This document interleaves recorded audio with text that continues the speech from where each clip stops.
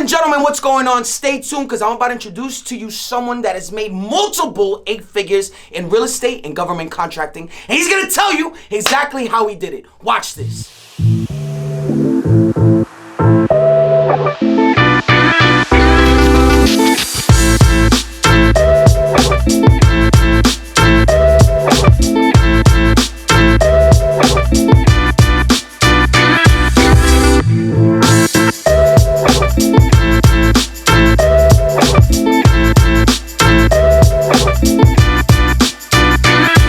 What's up, world? What is going on? Today we got a special guest, okay, in an industry that I don't even know about. So I'm gonna tell you something you gonna learn, and I'm gonna learn today. We got a special guest, Mr. Kevin Jennings. Yes, sir. All the way from South Florida. Right here. South Florida, right here. Yep, this is your hometown. Yep. And ladies and gentlemen, this is an industry that I've been curious to learn for a very long time because I know there's money involved. Yeah, for sure. There's a lot of money involved. Yep. So we're about to learn. Grab a pen and pad because this is about to get interesting. So Kevin, tell me, bro, where are you from and what's your backstory, dude? Yeah, for sure. Born and raised right here in Miami. My parents got divorced when I was 16. Moved to Atlanta, so went to high school in Atlanta, Georgia. So I tell people like I got the best of both worlds as far as coming up.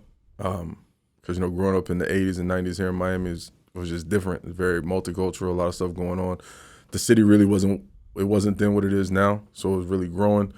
And then, adolescent years, teenage years went straight up to Atlanta and just got culture shocked with a whole new way of life. So I learned a lot growing up, and then went to school in Tallahassee, Florida A&M, and then as soon as I got out of college, came right back to Miami.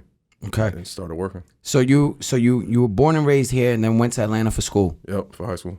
Learned a lot. Yeah. And then you came back here. And then came right back after college. Okay, and what'd you do after college? So went to college originally I went to college for business. So I was in a business school, and I got kicked out of business school. The lady told me I would never make it in business because I just would never make it. So I was like, bet. So then I switched over to engineering. Came back down here, started doing construction. And this was like 2004. So then I got introduced to into real estate. So I got into real estate early, 2004, 2005. Out here in Miami when it was booming. And so made a bunch of money. I tell people I was a millionaire by 25 and bankrupt by 27.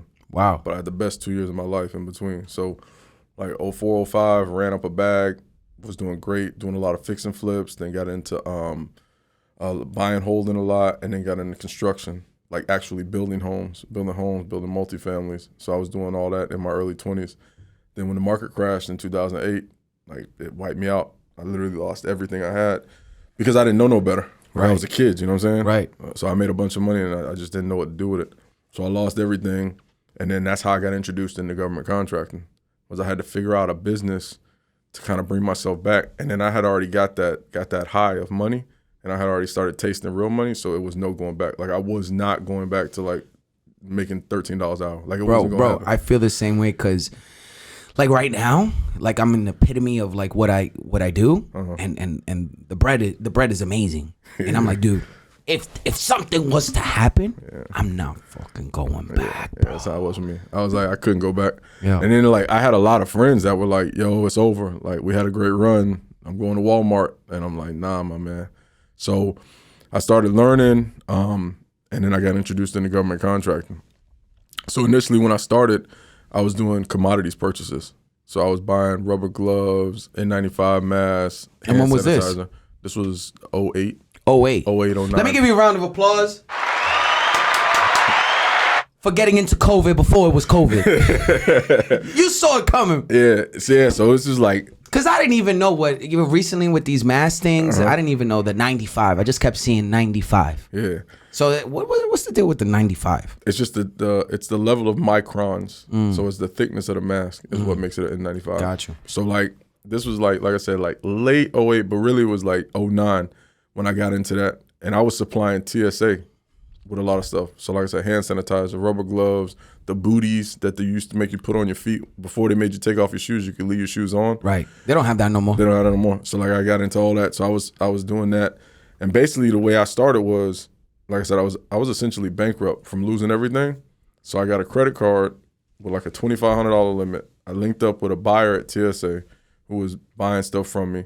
So they would give me purchase orders. I would buy it on my credit card. I would ship it. Basically, I was doing Amazon drop shipping before Amazon was a thing. I would drop ship the stuff to them. They would pay me as soon as they got it, and then I would pay my credit card off. So then I built my credit back up. I was making money at the same time, and that's how I got back started. And then I transitioned into construction I did that for about a year, got my bread up, and then in like 2010, I transitioned into doing construction. And I was just using guys that were used to doing rehab stuff for me, and then I like just transitioned them into regular construction. And I started doing stuff at the VA hospital here in Miami first.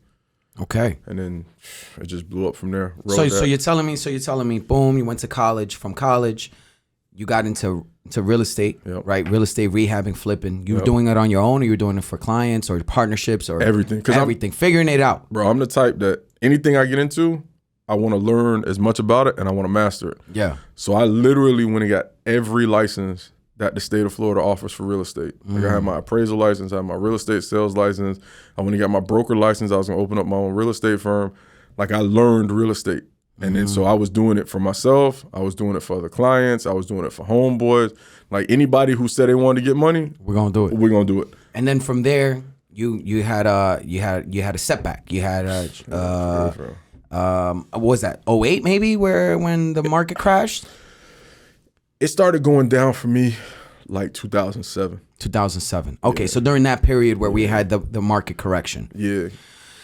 And then you pivoted into government contracting, and then you revisited. Then you got back into real estate. Yeah, but more. I was just really on the construction side. On the construction side. Yeah, so I was shell shocked for a long time.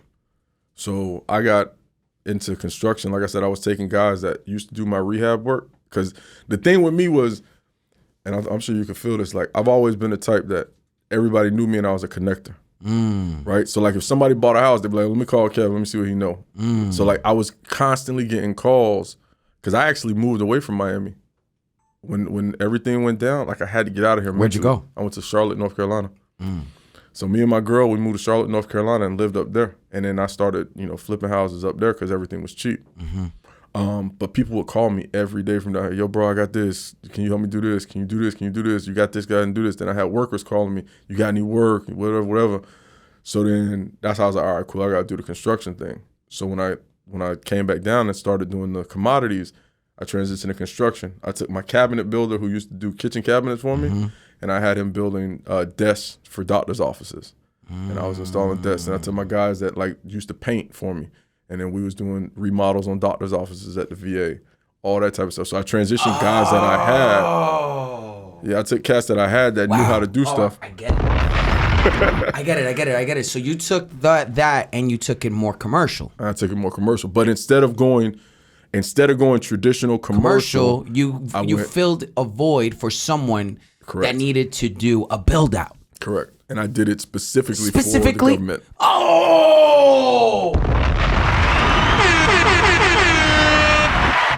I hope y'all caught that. I hope y'all caught that. So you started fundamentally college, university. You started business. Then you went into engineering. Yeah. Okay, so you went business engineering. Yep. Wow, you see how you kind of applied that into your life? Yeah. You did business. And then engineering with the flips and then you did the government contracting, and then you saw there was a void that you needed to fill. Correct. Which was labor service through government contracting. Yeah, because what it was that's genius. So when I was doing the commodities, like providing stuff to the different government agencies, like I just started talking, and that's kind of like what I teach people now is like once you get in the door, just like anything, it's relationships. So once somebody lets you in, you just start talking like, yo, what else you need? How else can I help you? And that's how the construction stuff started. When you said you got into commodities, what was it? What were you? Literally rubber gloves. That's considered commodities? Because people don't get this either, right? Let me hear you. When the last time you've been to Walmart and you saw somebody from the Army and they're buying toilet paper? Never. Does that mean that they don't use the bathroom? Right. So where do they buy toilet paper from? I was thinking Walmart had like a special wholesale unit. No. So, all right, basic economics. This is where the business side of me came into play. I want to hear this. there's essentially two ways that the government can get money in circulation. Okay, they either give you money or they make you work for the money, right? They give us money via grants, loans, stimulus, right? Yes. They make us work for the money by giving us jobs. If they only gave the money to Walmart, to all the big corporations, how would we get it? We would have to work for them, but they could only have so many employees. So the way they get money into the community is via small businesses like myself. They give me the money to then buy the product from Walmart, to then employ a guy who can go pick it up from Walmart for me and drop it off to them. Now I'm paying taxes. Now the guy that works for me is paying taxes. Now we're stimulating the economy organically. If they just went and gave all their money to big businesses, how would anybody else get it? Wow. See what I'm saying? Yeah. So that's, in a nutshell, that's how the whole thing works. Okay. Now, I'm just thinking about this. So the government needs toilet paper. Yep. Why don't they just hire someone to go get the toilet paper? They do, me. You. Yep. But why don't they hire an in-house person? They don't have in-house people to go do it. They don't have in-house. They don't want it. They don't want that. They don't want the liability. Yep. So imagine if they told now, will they pay the same amount that they could get it from Walmart, or will they? It depends on what else I'm offering them. So sometimes, yes, they will pay more than they could get it from Walmart because I'm offering them more than just buying it. I'm offering them the delivery service. I'm offering them the pickup quality services. control. I'm doing quality control, the consistency. So yes, they will pay more from time to time. The responsibility, and that's where the convenience. That's the game. Wow. So what I did with the commodities was just, and then you don't specifically, like, let's say you get the contract. You're like, why am I going to go to Walmart? I could just go to China and get that. We can't go to China, but you can go to other places. Oh, sorry. No, I'm going to give myself a big no. Yeah, you definitely. No. Definitely can't go to China. No, you cannot go to China for that. No. But no to China. Yeah. Okay, I apologize. But in theory, yeah. That's why we need people like you. Yeah, because you're the one about everything. Fucking no to China, bitch. So like we laugh Excuse about, my right? language. We laugh about, and me and Jay were talking about this last week or yesterday maybe. Like the movie War Dogs, right?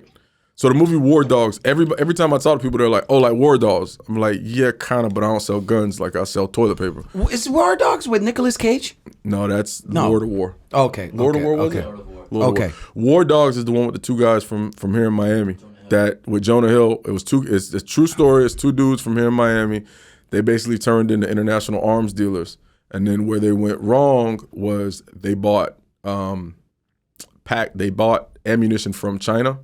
And then they repackaged it because they realized it was Chinese ammunition. Then they repackaged it and sold it to the U.S. government. Got you. So anytime people hear what I do, they're like, "Oh, like War Dogs." I'm like, "Yeah, kind of, but not really." Okay, so fine print is that it needs to be made in the U.S. It does not always have to be made in the U.S., but they prefer. But they do have what is called the Buy America Act. Buy America Act. So they will try at all costs to source U.S. made goods. Okay. So, but it doesn't have to be. Okay. But yeah, so I started with that, then did the construction, ran the construction up until about like 2015, 2016. So this is recently. Yeah, the traditional construction route, I ran that till like 2015, 2016. And then I got into a niche market. I got into underground utility construction. I hear that the riches are in the niches. Yeah, you gotta niche down. If you don't niche down, then what are you doing? We gotta talk about what does the government need in crypto? I'll be the guy. Yeah, we can figure it out. Let's figure that out. We can figure it out. I'll go teach them or something.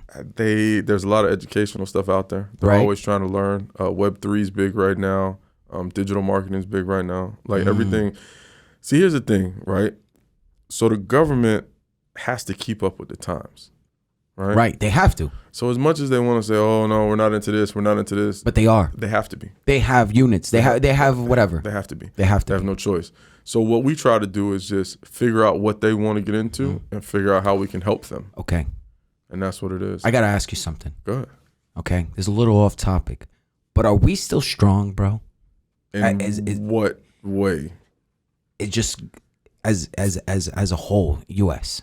You want my true opinion? I want your true opinion. Financially, no. Oh, okay. Financially, no, not at all. In spirit and in attitude, yeah. Okay. But financially, no. Really? I mean, how can we be? We sell the country off daily. To who? To anybody that'll pay. Sheesh. So, I mean, we're in debt horribly to countries that we say that we don't like. I mean, we're pretty bad. But let me ask you this, Kev, because I value your opinion. What's up with what do you think is going to happen with the real estate here in Miami, South Florida? Nothing. Nothing! Ah! Nothing. Look, see now, my man. See, when I put on my real estate hat, Kevin, I'm going to show you a house that I'm in contract in. You're going to love it. It's in Biscayne Park. Okay. You know Biscayne Park? Yeah, of course. It's right here, right here, right on the street. Quarter acre, bam, 3,000 square feet. Beautiful, pure pool. Next time you come, you go into that house. Bet. Let's do all right? All right, good. I'm in contract right now, but everybody, you got these people. Oh, the market's gonna crash. What are you doing buying that now? Right, look, here's the reality, right? And this goes back to the business side of things. People got to understand when they say the market gonna crash, what they really mean. Will there be corrections? Yes. But here's what you have to understand about South Florida real estate doubles traditionally every 10 years. I hope you heard that. I hope you heard that. Say that one more time, Kevin. South Florida real estate traditionally doubles every 10 years. That's just... And you want to know what's the best thing about that, Kevin? I'm not going nowhere. Me either. I'm not going anywhere. That's why when people I've been around the world, bro. Bro. I bought a house. I have a house currently. I own one in the South Pacific of Costa Rica, where National Geographic goes, where they did Jurassic Park. Yeah. My view is paradise. Yeah. I don't want to go. I want to stay right here. You know, I'm never leaving my house. Right here. I'm good right here. Yeah, the real estate, like the last 2 years, like we went up crazy, like 20, 30%, right? A year, which is crazy. So if it drops 5%, we're still up because we're only supposed to go up like 10% a year. Yeah. So if we tripled the last 2 years, if it drops 5 or 10%, we're still up. Still up. Yeah. That's what people don't understand. Yeah. Like we're still up. Well, you know what's good? Asking price, I already got a 10% off of that. Yeah. So I'm chilling, even if it dips. That's why people trip. I was having a conversation yesterday with a dude. He's like, oh, but the interest rates are so high. I'm like, dog, who cares? Refinance. Who cares? Like, who cares? Like, if you're buying a house, no offense to anybody in middle America, but if you're buying a house in the middle of nowhere, yeah you probably should worry. Right. Where the appreciation is like 3% a year. Right. But if you're buying a house in South Florida where we're going up 10, 20, 30%, who cares that the interest rate is 2% higher? Love it. It doesn't matter. I agree with you. And it ain't stopping. Bro, let me ask you this. All right, so what would you... Yeah, we got off topic. My bad. No, I love it. No, that was me. That was all me, bro. That was all me. I needed to pick your brain. Nah, it's all good. This is why I pick my brain. I pick your brain so then everybody could hear. You know what I mean? As I learn, they learn. Everybody learns. Major success. What would you say after college? What was your first major success? I had successes while I was doing real estate, right?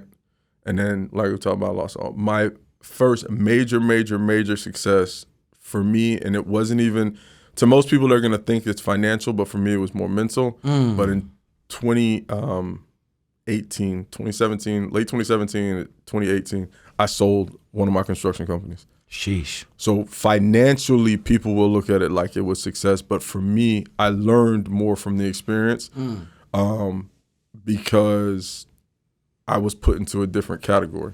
I changed tax brackets, you know? Oh. So like when I changed, because of that, I was able to learn a lot more. I love it. So to me, that was a success. And it's not even, I don't even look at the financial success from it. Mentally, personally, I grew. You grew. Yeah, and that's what made me who I am today. I love it. And this is a good question I could ask you, because one of the passions I have, bro, is building, it's constructing, is putting things together, it's connecting people. I'm creative, and I'm also a business. Like I also, not too much black and white, like analytical, but like I know things that make sense, right? Something that I've been wanting to do, bro, is like a construction company, dude. I'm bilingual. I feel like, and now as I'm purchasing these houses and I'm doing these fixes, I'm like, damn, bro, this is something I may be interested in doing. If you like, I love it. Yeah. Like, honestly. Bro, I have a truck. See my truck? Nah. I could just see myself going to Home Depot and Lowe's. I do it all the time. You know what I'm saying? I love it. For You know what I me, mean? like I said. Like a whole bunch of plywood. You know what I'm saying? But like last year, I told myself, like I turned 40 and I was like, all right, cool. All I'm gonna do from here on out is I'm gonna flip 2-3 houses a year and I'm gonna do like 1 or 2 projects for other people. I make a couple $100,000 and I'm just gonna chill for the rest of my life. Mm-hmm. I mean, I got into other things, but that was all I wanted to do. Right. I was cool with that. That's actually, you know, I kind of, Kevin, I was going towards this. I'm like, yo, what do you really want to do, Ivan? Like on your side, you know, on the side. I'm great at marketing. I'm great at connecting dots. I'm great at business development. I'm great at, you know, business acquisitions and shit. I'm just great at that. But something that I want to do, bro. Yeah, you gotta do what you like. I want to fix and flip houses, bro. I want a construction company. I don't know. It's just like this thing that dawned on me the other day. There's nothing wrong with it. And you can make decent money doing it. Yeah. I mean, you can make a lot of money if you wanted to. But you could definitely make a good living, especially here in Miami. Especially like the house over there, like you're talking about where you're going to buy it now. Mm-hmm. I mean, you do 1 or 2 projects like that a year for other people. Mm-hmm. These aren't little projects. You're talking about a bathroom over there is going to be, you know, $20,000-$30,000. Mm-hmm. Kitchen is going to be $40,000-$50,000. Mm-hmm. Like you got to think an appliance package in a house like that is going to be $40,000 just on Sub-Zero or Wolf appliances. So imagine your kitchen cabinets, your flooring, all that. You do 1 or 2 of those a year. I'm going to have to talk to you about this. Yeah, for sure. Now, let's talk about major accomplishments. Mm-hmm. Okay, so we talked about major success, but what is some of your major accomplishments? Man, for me, so many.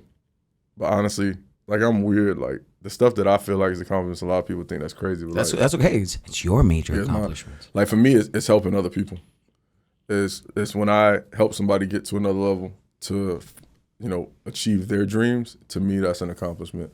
So those are the major accomplishments that I have is the successes that other people have had based on my assistance. That's amazing. Like, I mean, I got plenty of them. Like, and did you do that have you been doing that I've literally been doing that since day one. Since day one. Day one. So a lot of people have come up with you. Yeah.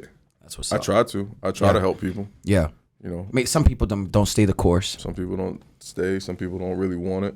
But I try to help people. Beautiful. Like I have all the other accomplishments. I've been in Rolling Stone. I've been in all types. Like I done Rolling done Stone. a lot of stuff. Yeah. But to me, that's like whatever. Okay. That's cool. Like I worked for the NFL for 12 years. Like I built stadiums. You worked at the I built NFL? Super Bowls. Yeah. Okay. But to me, that's like, it's cool. But helping people grow, to me, that's what's up. That's what's up. Yeah. I can relate to that. Let's give you a round of applause for that. Appreciate it. No, I totally can relate to that because, you know, right now I don't have a wife. I don't have kids. So basically all I do is this, bro. Mm-hmm. This shit's free. Mm-hmm. This shit's free. You know, what I do here, all this extra stuff is free. I have my best friends on my team. I have a lot of individuals that I've taught about crypto, that I've helped them get into crypto, and now their lives have totally changed. And like doing this podcast and getting around people like you and, you know, sharing this information, bro, it's impacting lives, you know, and especially being vulnerable. Like I speak the truth, bro. Like everything that I'm going through, like all my growth, bro, I'm document all my growth, all my failures, all my setbacks, all my growth, all the mentors and what's helping me, my daily habits and stuff like, bro, I'm sharing it. You know, I'm sharing it, and it's to raise the world, man. Yeah. You know, put everyone in a higher frequency. Nah, that's what. Because I believe in energy, bro.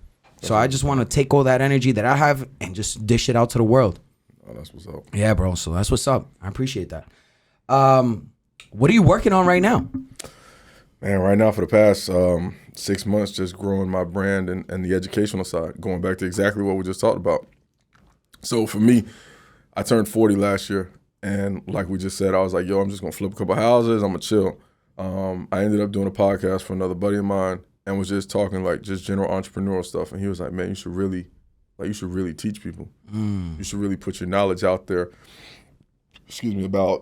about government contracting, but then just in general, just help people, like start mentoring, start doing courses, all that. So I was like, that's yeah. Dope.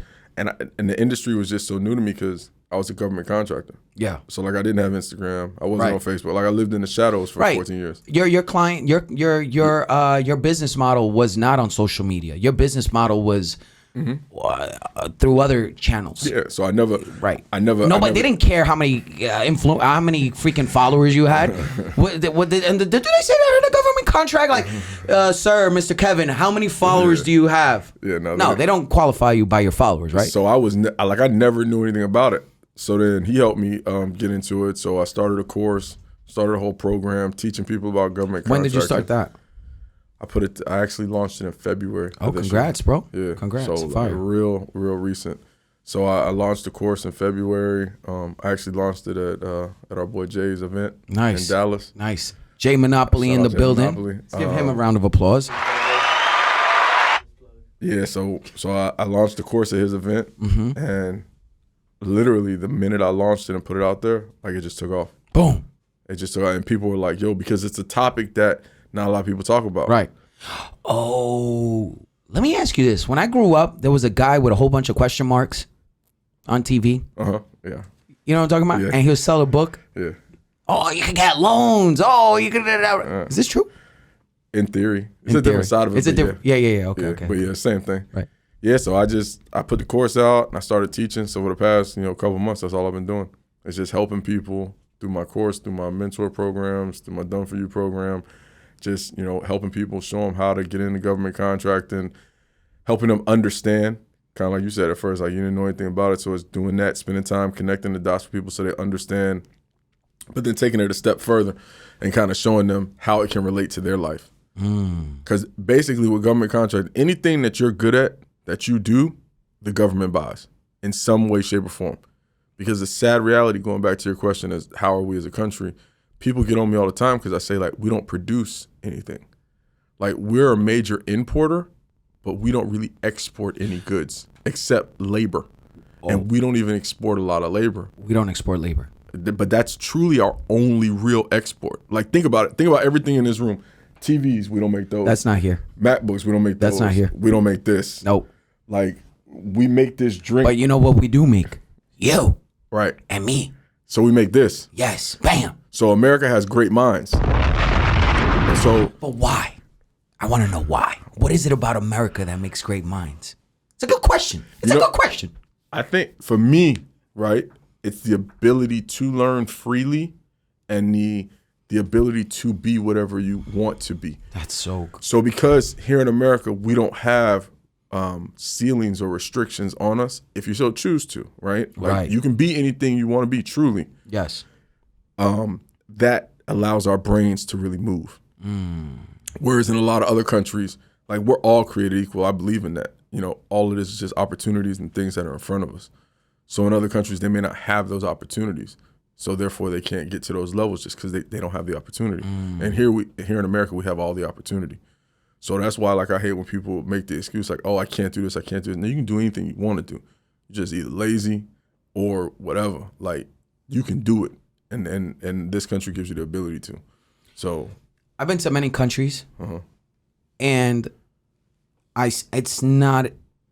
For someone to just arrive to that country and make it is so hard. Yeah, it's hard. But if people could just come to this country and make it, if they really bust their back. Yeah, you can do anything. You can do anything in this country. Yeah, and so that's what I kind of try to teach people. It's like with government contracting, you do anything. Everything that you can think of, they buy. Everything, they need everything. Everything. They need all types of resources. They need everything. So all you're doing is just. So how do you go supplying. about sifting through what they need, what they don't need, what would be a good fit for you? What would it like? How do you go? So I do a couple exercises with people. Okay. All right. So one of the main ones that we do is called a SWOT analysis. Okay.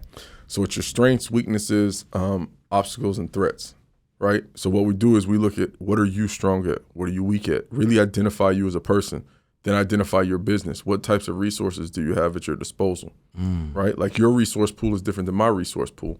But if we put them together, we could do big things, right? Absolutely. That's the way it works. That's how it works. So once we do these exercises with you and really understand what you can do, then we go out there and we start doing market research. And we figure out, okay, where do you live? What resources do you have at your disposal? What's near you? What can you do? Then we look at, okay, what classifications or certifications do you bring to the table? Are you a woman? Are you a veteran? Is your business in a hub zone?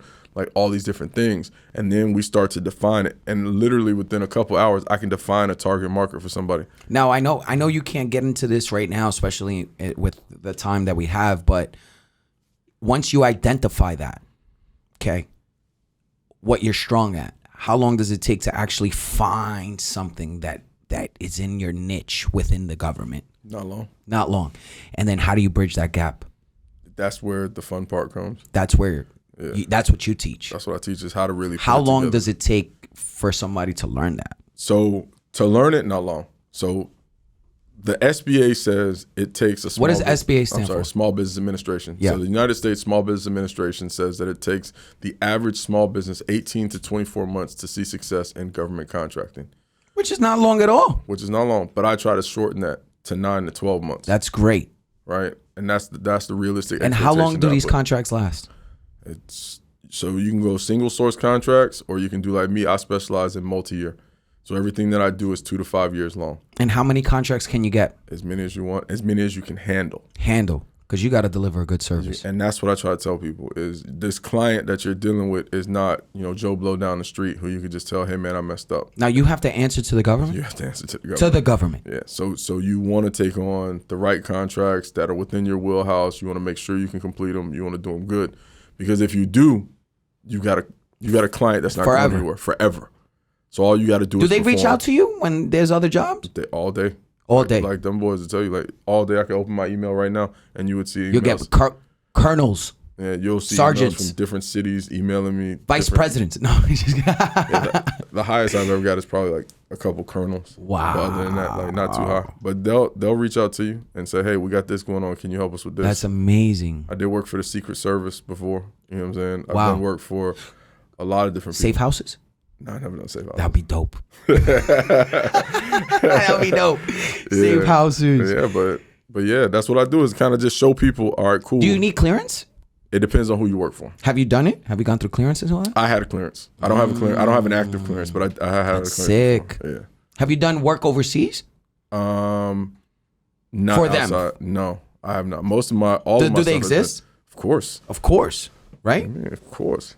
Of course. There's more money overseas than there is here in the States. Because you got to think, every time we go to war with somebody and we occupy a different country, all that.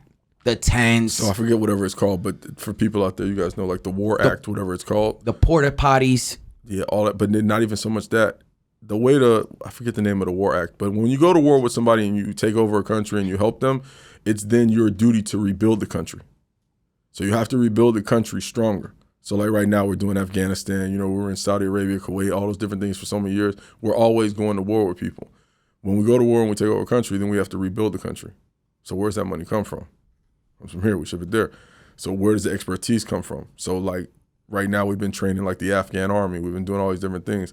So we can use our forces for so much, but then everything else is contracted out. So there's a lot of work when you start going outside of the continental United States. It's called OCONUS is what the label for it is. But then there's also work at every embassy throughout the world. All the embassies have to be built, maintained, all of that. The supplies for embassies. I got a question for you. Go ahead. Someone that has never done entrepreneurship. Yep. But they're like, you know what? That's something I want to start with. You mentioned to me you started with a credit card of $2,500. Yep. Is this program something that someone could do that has, very, very, very, that doesn't have that much business experience? It's the best, and I'm gonna tell you why. Oof. And people I'm get on listening. me. So for one, the business is recession proof. Okay. Because no matter what happens, the government still got to spend money.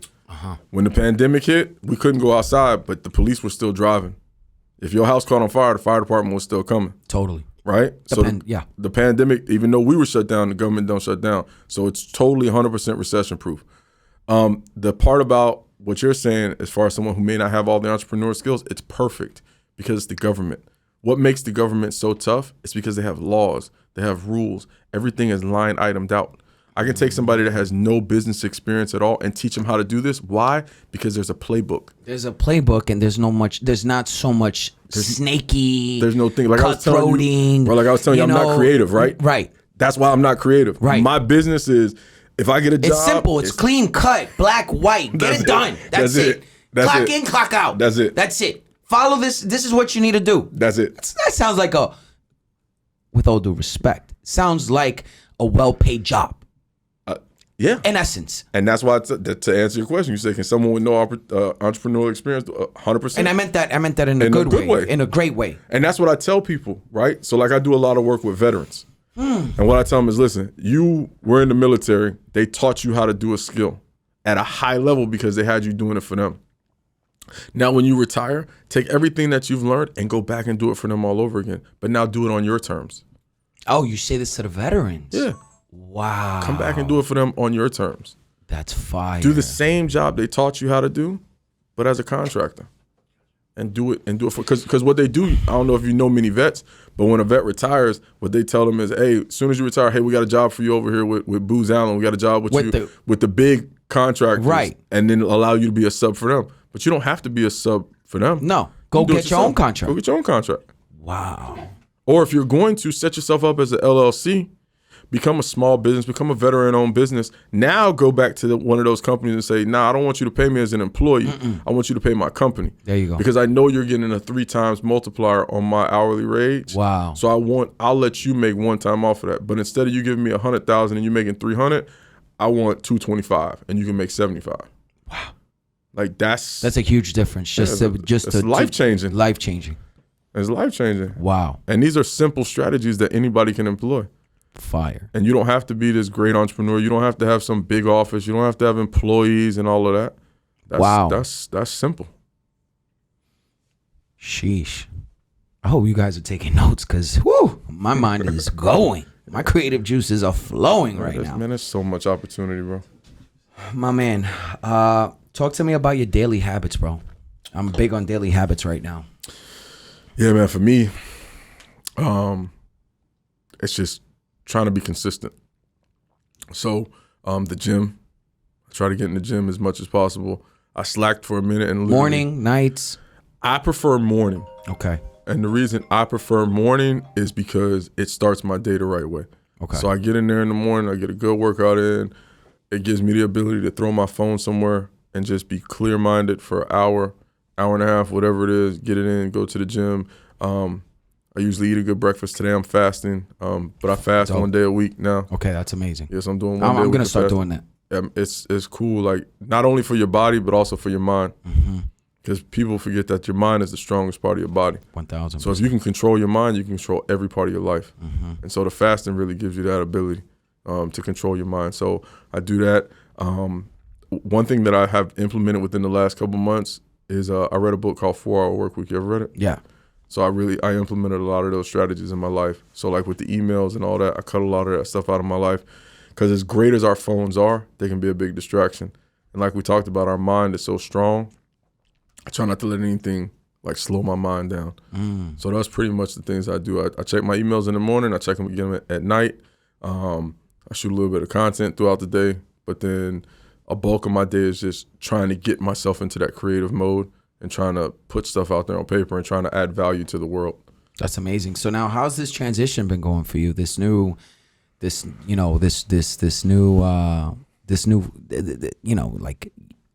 another pivot, but where you're throwing your major focuses, which is educating and helping others.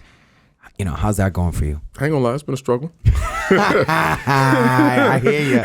You're like, what? I gotta do what? Yeah, I ain't gonna lie to you, it's been a struggle. Yeah. But what keeps me motivated is the people. But the good thing is you don't need it for the money. Yeah, I'm not doing it. And that's the... I know there's a reward. Always. There's always going to be a reward, but you're not doing it because you need it. Yeah, I'm not doing it out of need, out of hunger. I'm doing it truly because I like doing it. And so my focus every day when I get up is, all right, how can I affect people? How can I change people's lives? Like I'll have people DM me all the time, oh, can you help me with this, help me with this? And then they get surprised that I actually help. Or like yesterday I had a dude just DM me. I was like, yo, let's just hop on the phone real quick. I shot him a Zoom link. It's 15 minutes. If I could help you and I could change your life in 15 minutes out of my day, why not?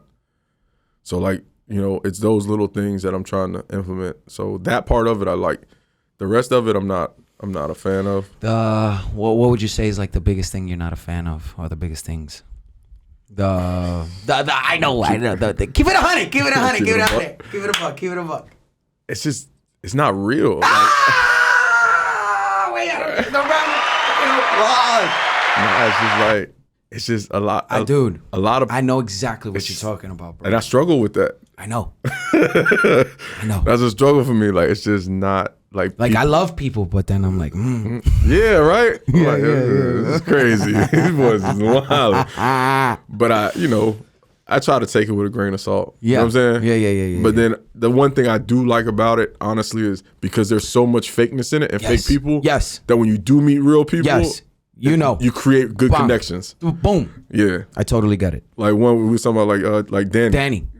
Like Danny's one of them people. Like, so I mean, dude, this is like one of the only guys I hang out with like on the regular. You know what I mean? Yo, come over. Yo, I don't got nothing going on. Come to the ITG. All right, cool. You know, it's just like when you find those individuals, you're like, all right, cool. Stick together.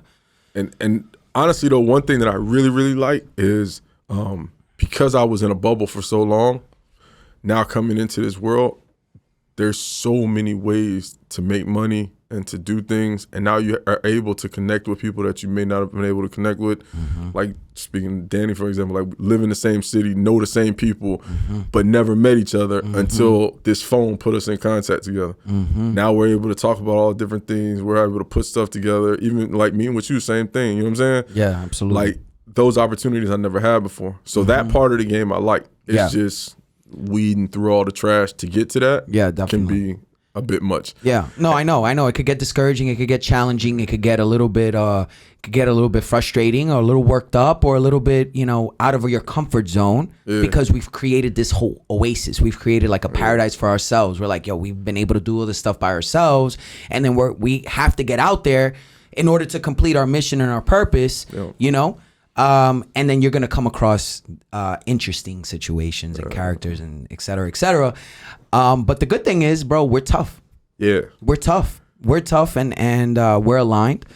And as long as we continue to stay on on our daily habits, our daily routines, and fulfill our missions and purpose, and stick to the script, we'll be able to just like and get to where the hell we need to go to. But it's especially Miami. Oh, man. It's treacherous. It's treacherous, bro. Miami's bad. It's full of it. But that's the beauty of it.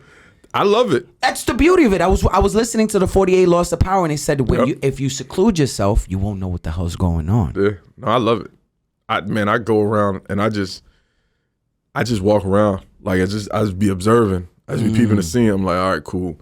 And then I'll see stuff like on the gram, and you be like, okay, this person doing this. Then you pull up on them, like, yo, they ain't really doing that. Oh my God. Yes. And you be like, oh, this is funny. Yes. And then like you really see how people are moving and living. And then the other thing that gets me too, and I laugh with Jay about this, is like I'll meet people and I'll be like, hold on, if this cat did this, and I know he ain't a quarter as smart as I am, okay, we finna run it up. We gonna run it up, because like you just start seeing it. And then that's where my creativity comes in, because then I'm starting to see these different things, and I'm like, all right, cool, we could do this, we can move this, and then it just all starts to come together, because then you start meeting the good people, and then like you start running stuff by them, like, bro, you ever thought about this? Let's do this. It's just, there's so much opportunity, man. I totally agree with you, bro. Like I hate it, but I love it at the same time. I'm with you.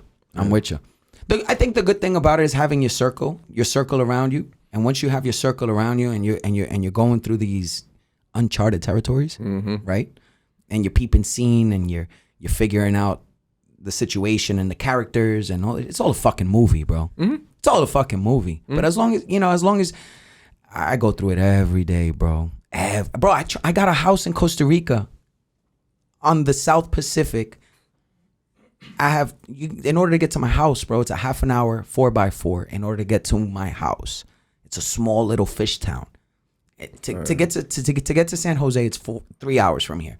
Then from there, it's a 4-hour drive. Then it's a half an hour up a mountain. Wow. And exactly because I was like, F everybody. Yeah. This shit's fake. Everybody's bozos out here. Everybody got a mask on. Everybody, you know what I mean? I'm a savage, bro. I'm a great, beautiful savage, right? And I have great intentions, and I have a good heart, and I have a good track record, and I do good by people. not everyone has those intentions. And I got a little discouraged, and I said, let me go out there. And then once I was out there, I was like, oh hell no, I gotta stay in the game. Because we're the ones that are the change. Yeah. We are the change. We are the difference. We are providing the value. We are amongst this conglomerate of individuals, because everybody thinks they know. You know, everybody's like this guru, and everybody's this thing, this da da da da da. You know what, bro? All right, let's get in the game. Let's see what's up. And I'm like, okay, I'm not gonna do nothing out there. I'm not gonna do anything out there. Right. I could just create content and create this amazing life and blah blah blah and inspire. But no. I need to be in the mix because people need to feel this energy. You do more good out here where people can, like you say, feel the energy. Yo, our man over here. Our man over here is moving too much. Yeah, but yeah, you get me excited. It's like they say, like the game needs us. The game needs us. That's the best way to put it, bro. The game needs us. Like if you take yourself out, then you got all these people that's just like, all right, what we doing? Like the game need to see that. The game needs to hear talks like this. They need to understand that you can do things. You know, everything's within the realm of possibility. But something that I want to really stress to you guys is that not everyone has a good intention out there. Not everyone on YouTube, not everyone on Instagram, not everyone that has a program, not everyone that has a course has the right intentions. You know, go by their daily habits, their daily actions, go by their results, go by what their mission is, what their purpose is. You know, bro, we drive trucks. Yeah. You got a Ram, I got a Ford. Yeah. Bro, can you afford something better than that? Oh yeah. Oh yeah, me too. Yeah. I just got my house, a beautiful house in Miami, 3,000 square foot on a quarter lot. I've been living in this apartment since 2018. Yeah. You see what I'm saying? Yeah. So it's never been from a standpoint of malicious intent to fucking pink my pockets. But you know what? You want to say something? That's why you get it. Yeah. Like people don't understand that. I had a dude I used to do a lot of real estate with back in those days, right back in the early 2000s. And he's the one that instilled that in me. He's like, just do it. He's like, don't worry about the money because it's not our money anyway. Like, it's the world's money. Like, just live with good intention. If you do good, good's going to happen. You know what else I live with, bro? That I'm in debt.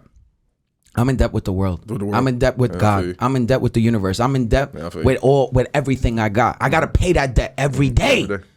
I gotta pay that debt. I gotta pay that debt, man. If you just stay in the house all day, I'm a high school and college dropout, bro. Yeah. I'm not supposed to be here. Yeah. I got a debt to pay because that's how blessed I am. Yo, my brother, thank you so much. Hold on. Wow, we inspired in this building. Biggest advice you could give people right now? Just what we just said, bro. Just live in your purpose. Like I tell people all the time, man, like don't come to me with these dreams. I just want to get rich. Like, what is that, dog? Like, figure out your purpose. Figure out your why. Figure out why you get up every day. Figure out what you do it for. Like, have some meaning to your life. Don't chase $1 because $1, it loses value every day. Chase true meaning, chase true happiness. And once you have that and once you have purpose for your life, everything will fall in place. Like you just said, like you could do so much more. You could buy whatever you want to buy. You could drive what you want to drive, but your purpose doesn't drive you to do that. You have purpose every day. You get up, you have your daily routines, you have your habits, you live within your purpose. The rest of the stuff is going to happen. If you do good, good's going to come to you. So just live within your purpose. Don't worry about everybody else. Don't worry about the next man's purpose. Don't count the next man's pocket. Don't worry about why he's doing it. Live your purpose because what's meant for you is meant for you and what's meant for them is what's meant for them. It's already written. It's written. Like just live your purpose, but understand and find your purpose. To me, that's the biggest problem is nobody wants to look in the mirror because then they got to see what the real really is. See what I'm saying? So like it's easier to walk around and look at everybody else, but to look in the mirror and say, all right, nah, this is me. This is who I am. And what I see a lot of people doing is just mimicking other people. All right. And which is like, no matter how much I go and I practice basketball, I'm not going to be LeBron James because he's LeBron James. You can go in the gym and shoot 20 out of 24 hours. You're still not going to be LeBron. You might be great, but you can't look at him and say, I want to be him. You're great in your own way. You just got to find out how great you are and what you're great in. And be happy with that. And be happy with that. And don't wish to be nobody else. That's the best advice I can give anybody. Be happy with you. That's why in my program, like I said, I start with SWOT analysis. And you just said it. And that's beautiful. The SWOT analysis, which means what? Strengths, weaknesses, obstacles, threats. And you said it here. The first thing you said, you're like, bro, I'm not creative. You're like, bro, I'm black and white. And I'm cool with that. And you're cool. And that's exactly what you said. I'm cool with that. Cool with that.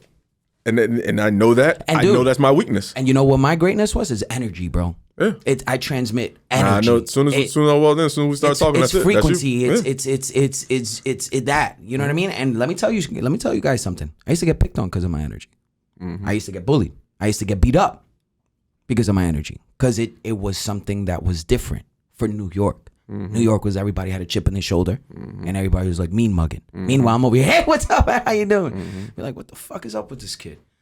And that got me into trouble. But you know what? I kept believing in myself, I know I ain't what the fuck I couldn't believe. I just could be me. What the fuck you mean? Right. And even though I tried to be somebody else, I just didn't feel comfortable in that skin. And I was like, wait, let me just be me, bro. And that's you probably good had enough. more problems when you was trying to be somebody else. Totally. Yeah. Totally. Because you wasn't living your truth. Yep. And it's fine. Like, just, you got to live your truth. Like, that's the best advice I can tell somebody. Live your truth. Live your purpose. If you are who you are, just be that person. There's nothing wrong with it. And as long as you be the best version of you can be, you'll always be happy. Appreciate that, Kevin. Yeah. Thank you so much for coming through. Thanks for having me, my brother. Yo, I'm definitely going to learn from you some more. Yeah, for sure. Yeah, we're definitely going to chop it up. For sure. We have to. Guys, another Ivan Paychecks podcast experience. And I hope you guys learned as much as I did. Thank you guys for tuning in to the next podcast. Go make sure you follow my boy Kevin and everything he's doing, because this sounds like a very viable situation that even I'm going to look into. So stay tuned. See you later, guys. Peace.